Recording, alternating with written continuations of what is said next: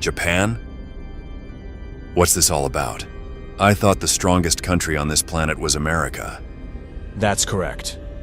However, America maintains that all authority regarding diplomatic missions lies with Japan.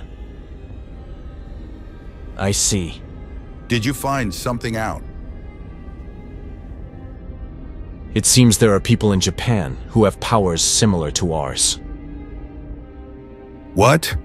And on this planet, they're called Jujutsu sorcerers.